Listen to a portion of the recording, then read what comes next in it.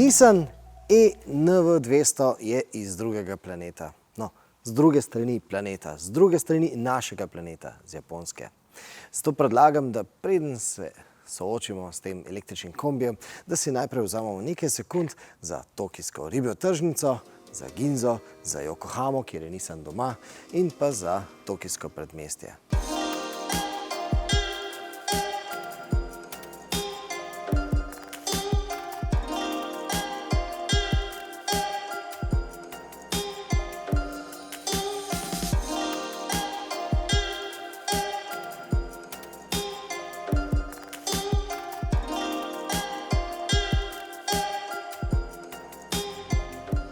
In kaj je skupni imenovalec teh posnetkov?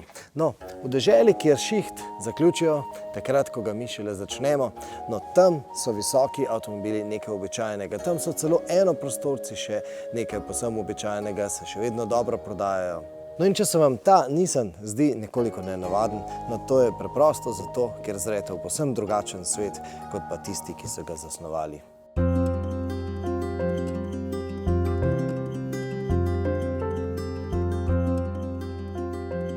In kaj bi bilo drugače, če bi bil zasnovan v Evropi? No, verjetno bi bil nekoliko širši, imel bi drugačne proporce. Očitno v Evropi nimamo tako ozkih ulic kot na Japonskem.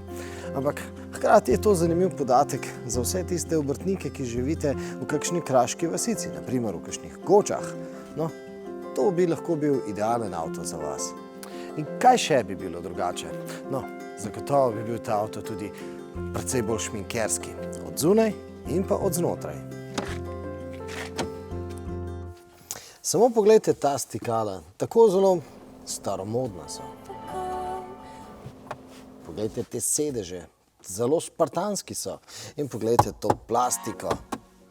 Je zelo trda, a hkrati trpežna in trajna. Dejstvo je, Slovenec tega Nissana ne bo kupil s čustvi. Ga bo pa morda z razumom.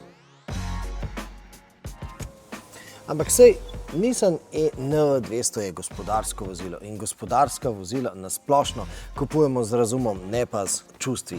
Tu občutki niso pomembni, tu je pomembna učinkovitost. In v tem primeru pride na plan japonska preudarnost.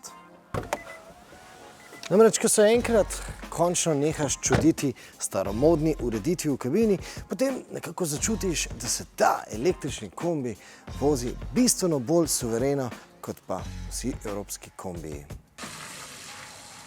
Nič ne šklepeta, nič ne ropota, nobenih udarcev s ceste se ne sliši, podvozje je res prijetno tiho in tudi vse luknje ta kombi požre z izredno lahkotnostjo.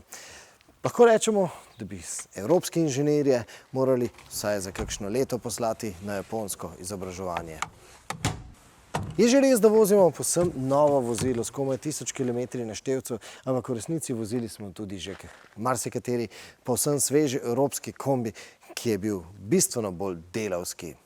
No, trgovci seveda radi rečejo, da pri te sorte vozilih je nekaj povsem normalnega, da nekaj ropota. Ampak očitno ni to res. Očitno se da narediti kombi, ki je prijetno tih.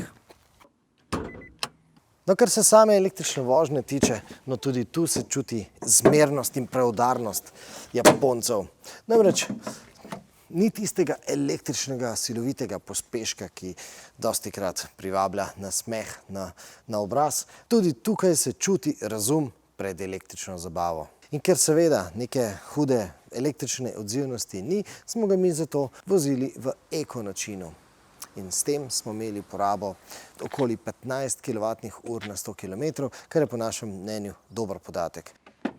To v praksi pomeni, da boste s takšnim kombijem lahko prevozili okoli 200 km, realnih 200 km, tudi več, seveda pa ne tistih 300 predpisanih, razen seveda, če imate strogo mestne vožnje. No, če ima vaš posel res strogo mestne vožnje, potem zdaj tako ali tako že nekaj časa spremljate, kaj se dogaja na trgu električnih dostavnikov. Namreč dobro veste, da svet gre v smer, da bodo mestna središča slej ko prej omejena na takšne električne dostavnike.